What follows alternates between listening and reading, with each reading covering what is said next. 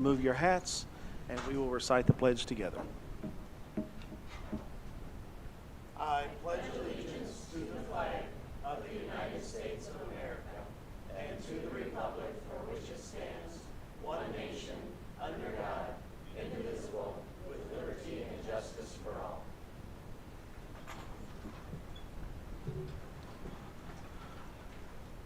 Okay, Michelle, if we will have roll call, please. Dr. Dave Bardot. Here. Bobby Braun. Here. Jill Maddock Nelson. Here. Kristen Matt Miller. Andy Mary. Here. Danny Pyatt. Here. Angie Schreiber. Here. JD Schrader.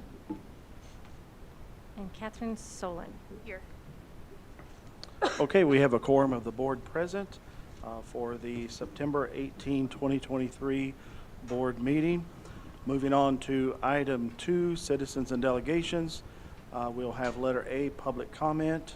Prior to starting the public comment, just to have our rules read to permit fair and orderly public expression.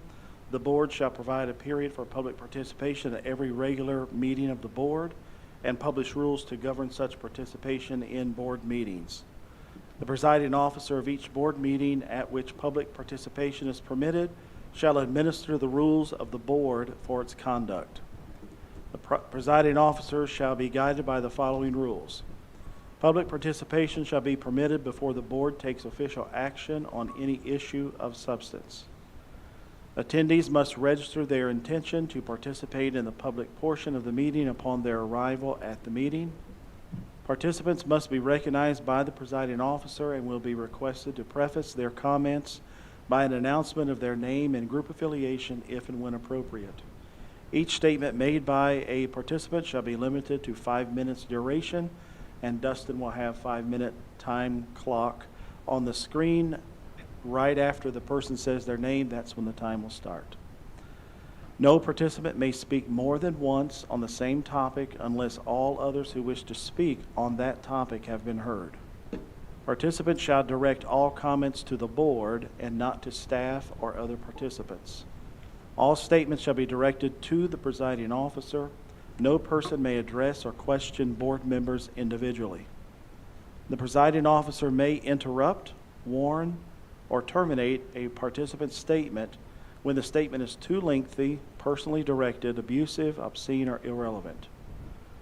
Request any individual to leave the meeting when that person does not observe reasonable decorum.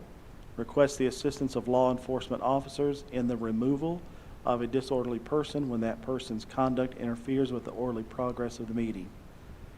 Or call for a recess or an adjournment to another time when the lack of public decorum so interferes with the orderly conduct of the meeting as to warrant such action.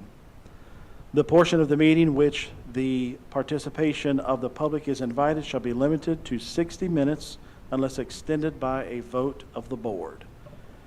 And finally, whenever you come to the microphone at the stand, please speak into clearly the microphone and state your name, and then you'll have your 5 minutes to start. And to begin this public comment, I have a note from a mother from a adjoining district.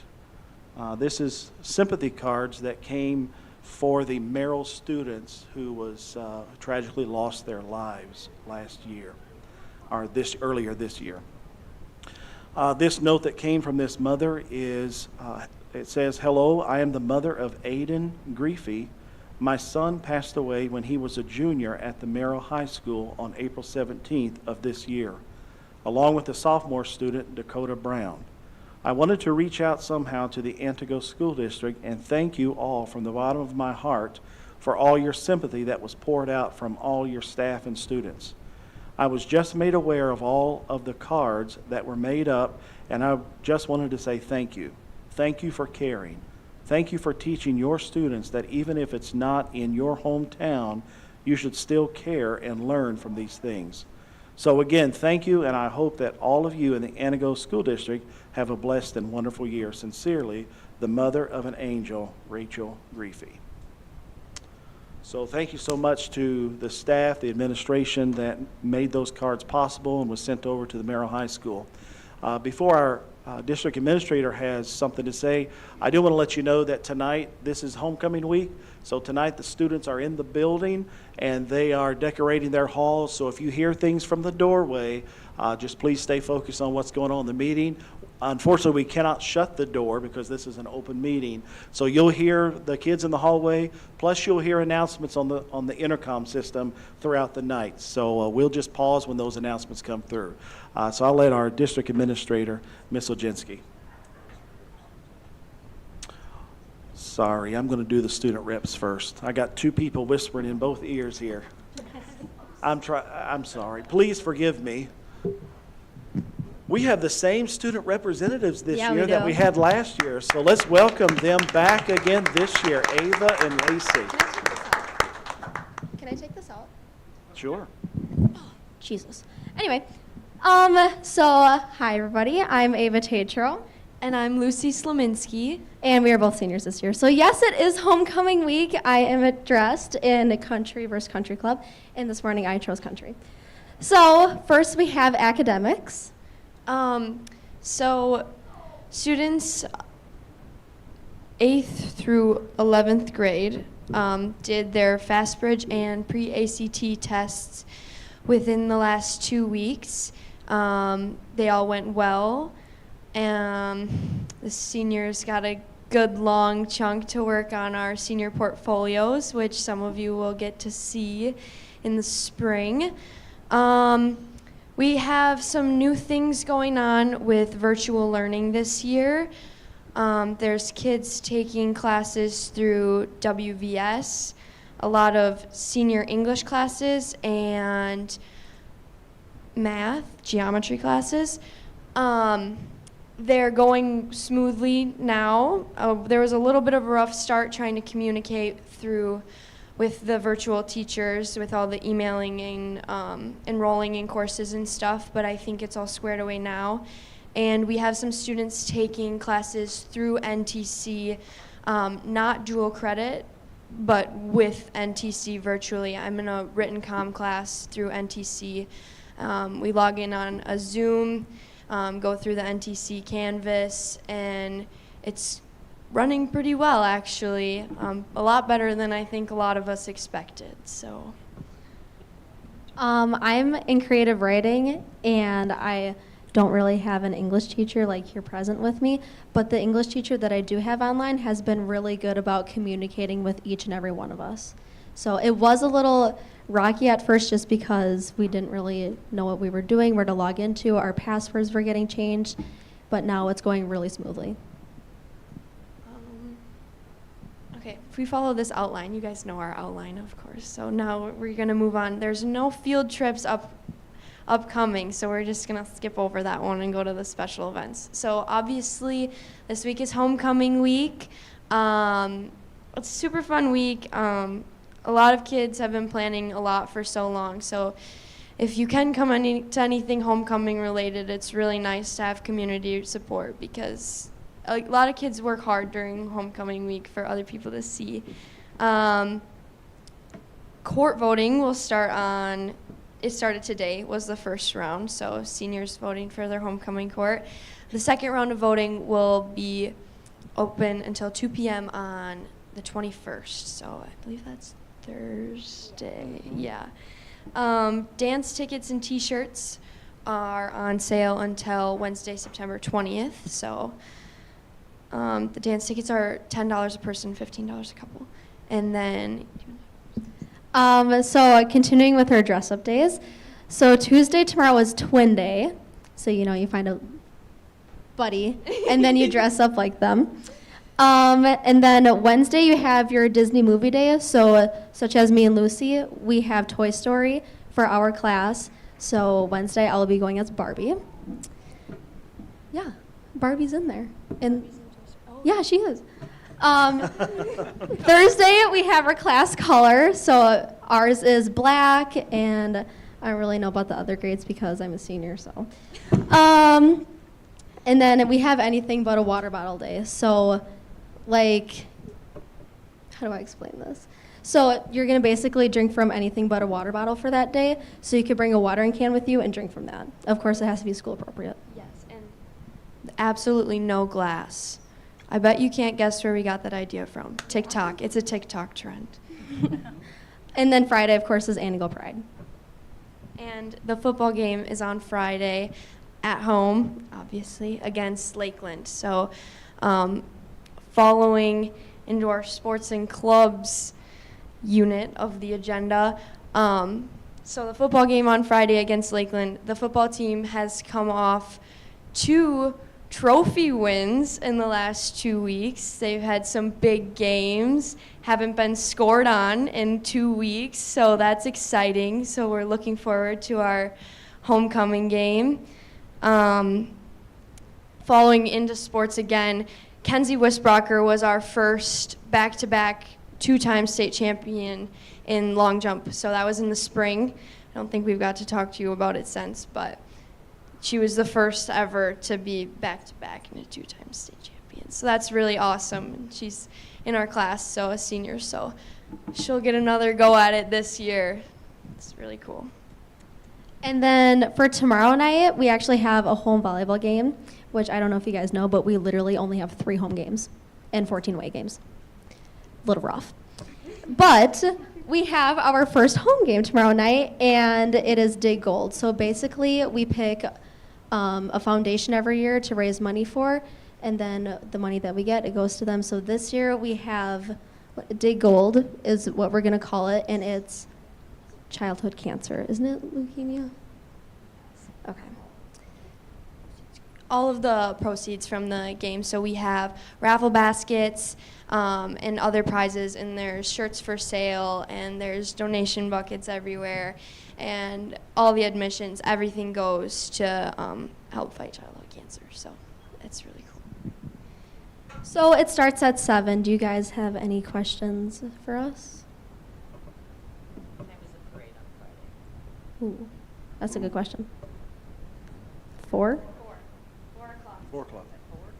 4. Is that it? Same parade route, I'm assuming? Yeah. Down through that. Okay, well, if you guys don't mind, me and Lucy have to go decorate a hallway. Yes. Go decorate the hallway. Thank you. Thank you so much. Thank you.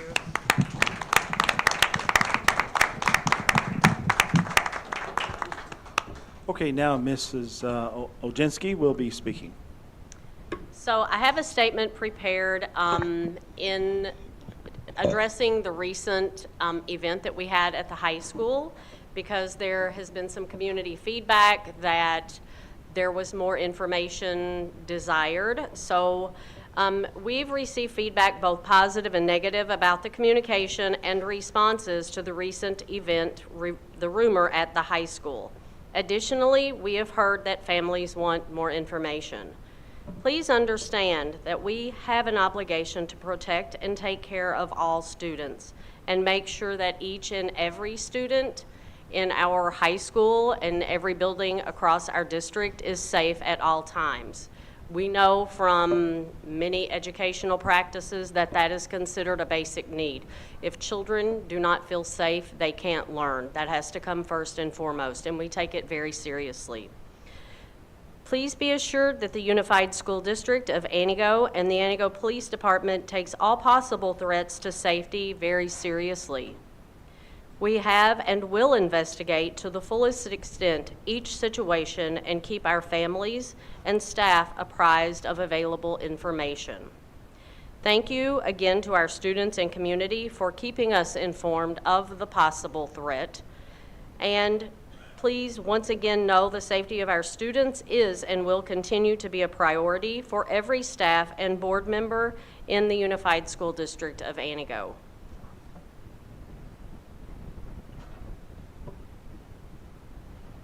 Chief Bill, you want to come to? Yes, please, sir. Chief Dan Dooley with the Antigo Police Department. About this particular incident, I can say that my staff was in contact with the school board or the school staff from the instance that this came to light.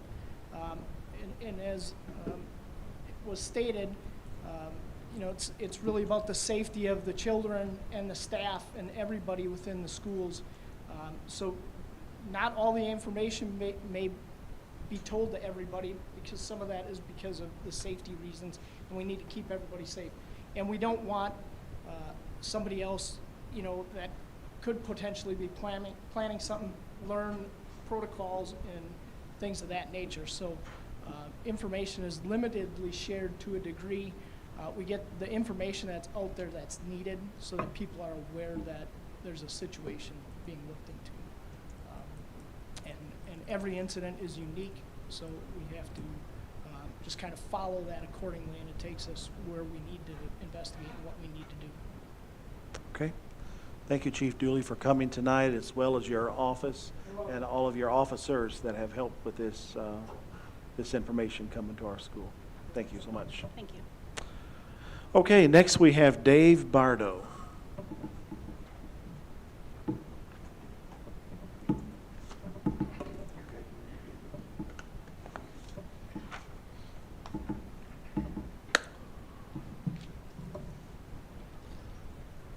My name is Dave Bardo. I am a resident of the Unified School District of Antigo. I am speaking tonight not as a board member, but as the former superintendent of the Wittenberg-Burnhamwood School District for 17 years. My remarks tonight are to explain how the Freedom of Information Act, or a FOIA, is to be processed in a school district. Although I'm facing the board and talking to the board, I am attempting to talk to the community and to those present so they understand what is the procedure. All FOIAs received by a school district must be received by the superintendent. If handed off to any other administrator or the superintendent's administrative assistant, it must be forwarded to the superintendent, in our case, Mrs. Oginski. Simple requests go from the superintendent and then are forwarded to those other administrators who are charged with gathering the information. The information is then returned to the superintendent. The superintendent or their assistant then contacts the requester of that information for their pickup.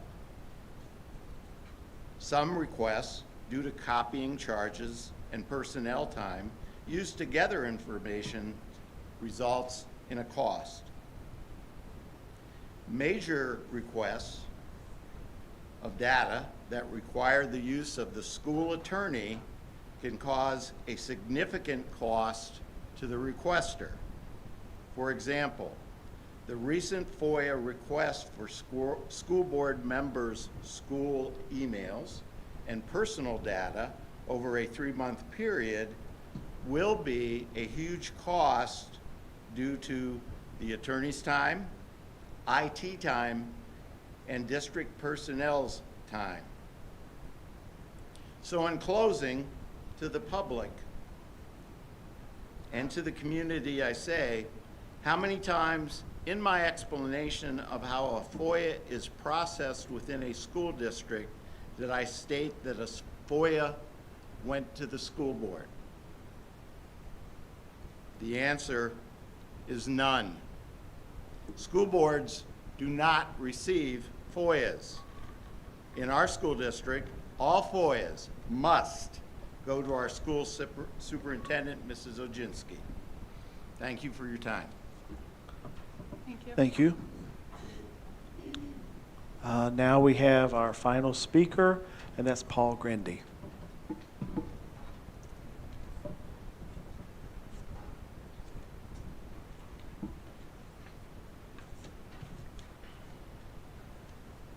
My name is Paul Grindy. I live at 735 Larissa Lane in Antigo. I'm 77 years old. I'd rather be home watching TV tonight. I have some expectations of the people in our community who have been elected to manage the resources of our community. I expect them to follow the law, treat all in the community with respect, keep their promises, and to set an example for others to follow. Many on this board ran for the need for transparency. When asked for copies of board correspondence under the open records law, roadblocks have been put in place. First, in the timeliness and the response of the requested, and then the cost. $7,800? I don't believe attorney fees are included in that. And so I've gone through and I've had to find past records for many other different things. I'm sure that it can be done in a much easier way if people are cooperating. Your attorney has made it very clear that the school district will provide the records in the manner they wish and will just meet the requirements of the law. No indication that he or the school board is trying to provide the requested information in a timely manner, in a format that will be easy for people to understand, and working to keep the costs down. In my experience, that information requested is not that hard to get at if people are not trying to hide things. The attorney works for the district at the direction of the board. Now, I'm learning here that it's at the direction of Ms. Ondinsky. That's not been communicated. It could have been very easily communicated the day it was requested. What are the roadblocks? Are we to interpret that the board wants to put roadblocks in place? Is that where we're supposed to look? Board members have the authority only in the boardroom during a properly called meeting. What I heard at a previous meeting, and I emphasized heard, and I may be wrong, but what I heard is when a board member saw a pride flag, they contacted legal counsel, got assurances they could legally request it removed, and took action. If that's true, that's troubling because a board member cannot act outside the boardroom, both in engaging the attorney as well as the interaction with the staff. And if that was discussed at a board meeting, I've not been able to find it. So I'm still looking. And I can't find where the board has discussed the open records request and is clearly not following past practices in charging for those requests. If it has not been, are board members acting outside the meeting, or is the district's attorney doing as he sees fit without direction from the board? And I guess based on the recent comments I just heard, is the board talking with the administrator, the superintendent, about wanting to get that information out? Is there a desire on the board's part to get that information out so that the questions go away? The questions should go away if everything's been handled properly as soon as the information is received. So in summary, follow the open meeting laws, make it easier with reasonable costs to get public records, or are we to assume that you're operating with an agenda with something to hide? I hope not. Thank you. Thank you. Thank you, Paul. Can I say something to it? Actually, no, we can't engage with public during public comment.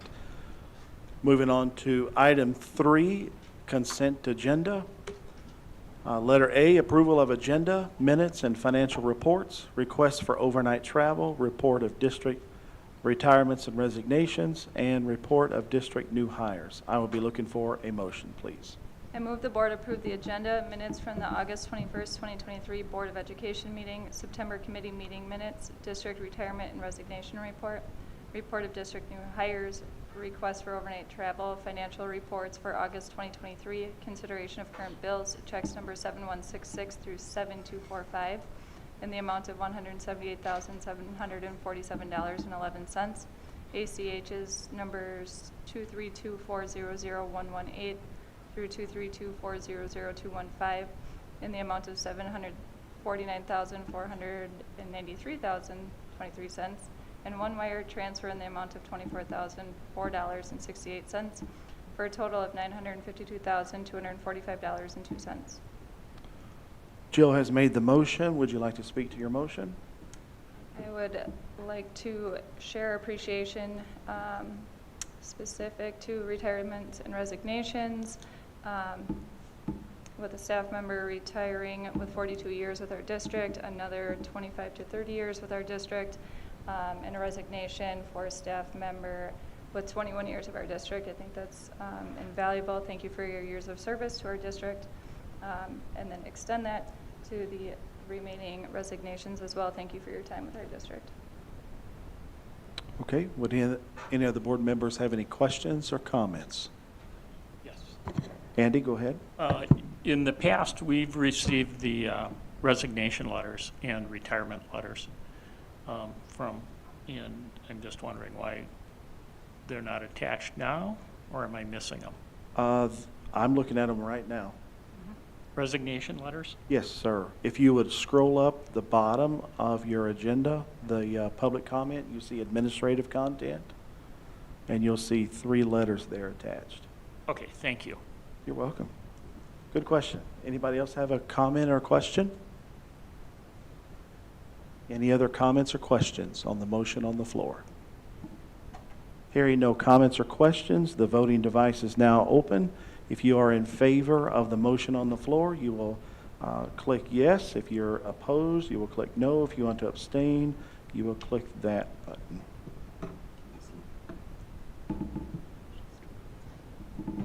Okay, all votes have been cast. Would anybody like to change their vote? And I will go a little bit slower on this because of Michelle's first time with us, and I want her to catch everything. Anybody like to change their vote? Okay, Dustin, the vote is closed. You can reveal. And all in favor, and the motion carries. Item number 4, new business, committee meeting structure. We are allowed to restructure the committees as we see fit. Oh, pardon me.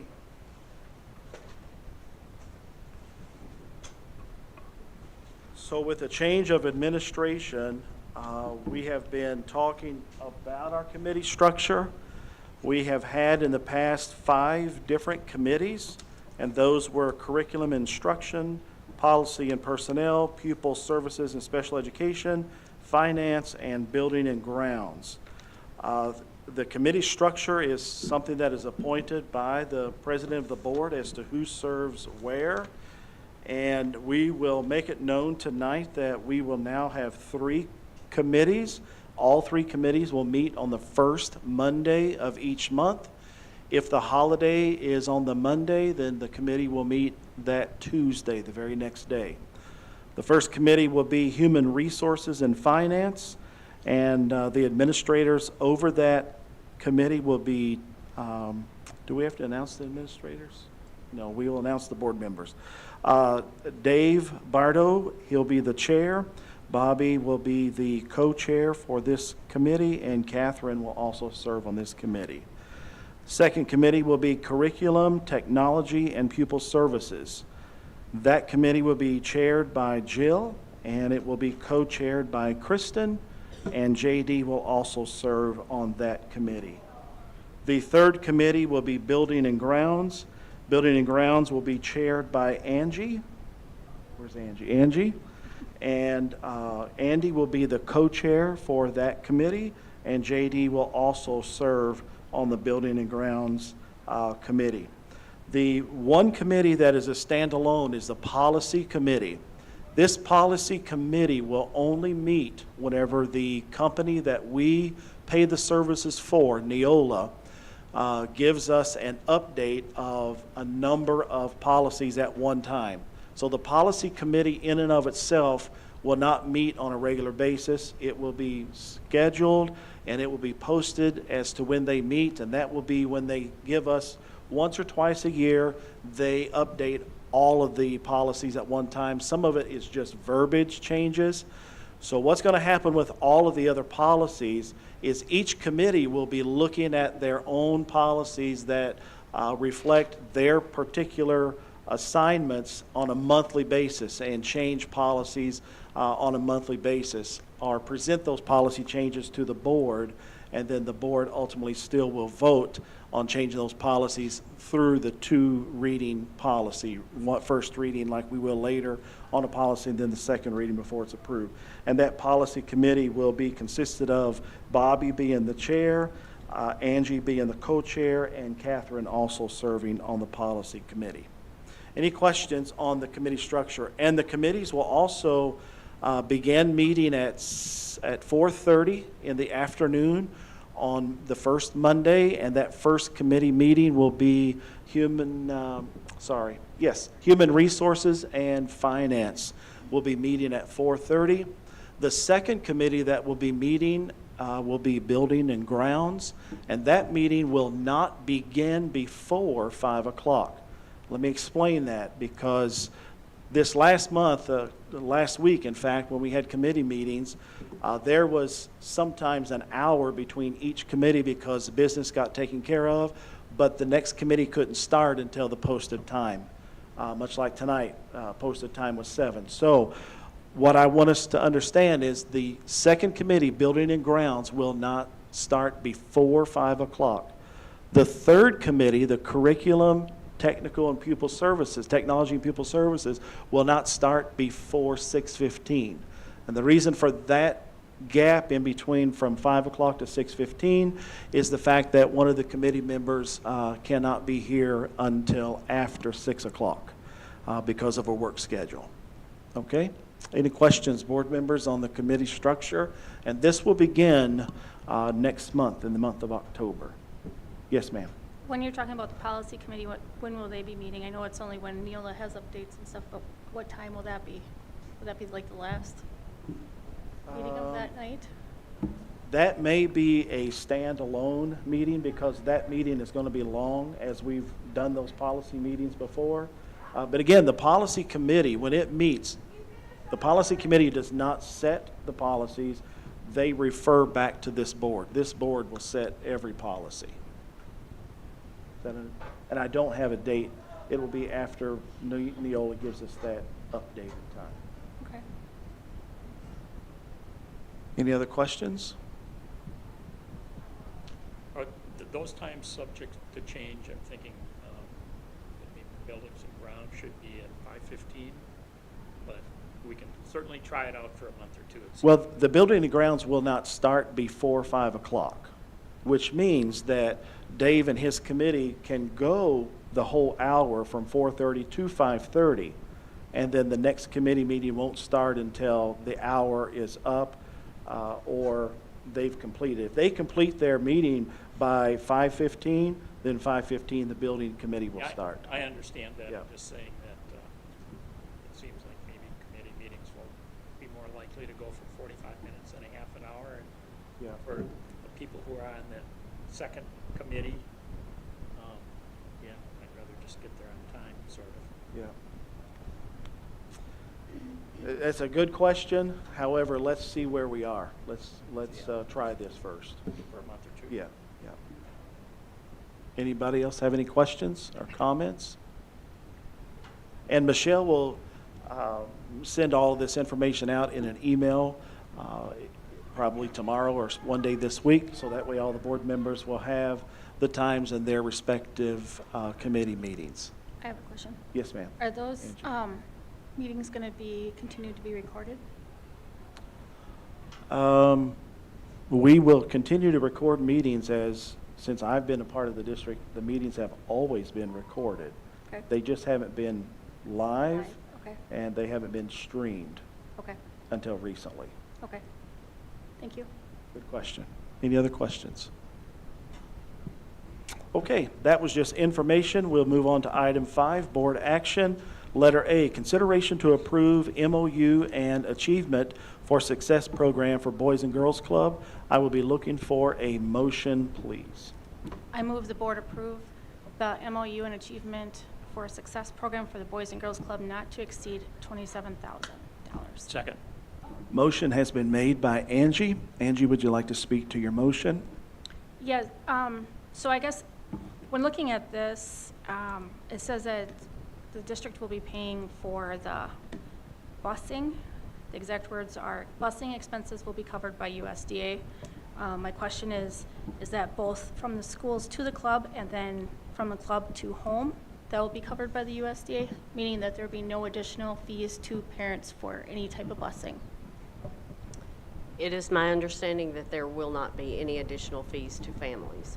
Okay. And I also did find out that this money will be allocated only to the Boys and Girls Club for Anigo and not Rhinelander, because they have the same finance or funding schedules that we do in the school district, so the Okay. money will be kept separate. Thank you. That was my next question. Thank you. Anything else, Angie, on that motion? No? Any other questions on the motion on the floor? Yes, Kristen. I was just wondering how many students this reaches on average. I understand we can't Yeah. predict. I unfortunately do not have that answer. I can find out and get an estimate of how many they typically serve, looking at trend data from last year. Good question. Is it possible when you find that out, you can send an email to the board just to let us know? Thank you. Any other questions or comments on the motion on the floor? Hearing no other questions or comments on the motion on the floor, the voting device is now open. If you're in favor of this motion, yes. If you're not in favor, no. If you want to abstain, you can click that. All votes have been cast. Would anybody like to change their vote? Okay, Dustin, the vote is now closed, and the motion carries. Letter B, approval to discontinue the use of Hammelman Resources LLC for exit interviews. I will be looking for a motion, please. I move the board approve the discontinuation use of Hammelman Resources LLC for exit interviews. Motion has been made by Bobby. Would you like to speak to that motion, please? I would. Just for the record, Policy and Personnel Committee discussed this and decided to discontinue this service in order to save costs, and we are presently looking at the process for exit interviews being done in-house, and that is something that I believe now it would be Finance and HR Committee to be worked on. Yes, ma'am. Any other questions or comments on the motion on the floor before you? So Andy? what was the cost? It's $35 per interview, and that's not saying that every person participates, but for those that are completed, we're charged $35 each. And what percentage of people was he interviewing? I think since I've been here, I've only received approximately 6. So that's like about 20% maybe. So I can't honestly tell you that. I don't know. Okay. I do know the practice was to wait. So if you had a resignation in January, the prior practice was to wait until more resignations or retirements came in, so that way they were doing it all at once. So you may not get a request for an exit interview for like 2 months, 3 months, depending. So that may also impact the number of responses you get. Yeah. Part of the original reason we went with that company is the thought that people would be more willing to talk to somebody who wasn't associated with the district directly. And but I must say, over the years, I've been disappointed in the percentage of people who have been interviewed. So, yeah, we're trying something else. But I think it's really important to interview people who are leaving, find out where they're going, why. And I talked to you about this specifically for teachers. Mm-hmm. Yeah. So, okay, I'll be looking forward to whatever new system we come up with. Great. Any other questions, comments, or discussion on the motion on the floor? I'm just happy that this discussion is continuing to move forward. I think in my time on the board, exit interviews have been underutilized, and it's valuable data to collect. So I echo what you said, Andy. So I'm excited to see where we go next so we can utilize that information. Any other comments, questions? Okay, hearing none, the voting device is now open. If you are in favor of the motion on the floor that's presented, yes. Opposed, no. All votes have been cast. Would anybody like to change their vote? Okay, the vote is now closed. And all in favor of that motion passing. Letter C, first reading policy of 7440.01, video surveillance and electronic monitoring. I would be looking for a motion, please. I make the motion to return policy 7440.01, video surveillance and electronic monitoring, back to the appropriate committee. Okay, the motion on the floor is to refer this back to the appropriate committee.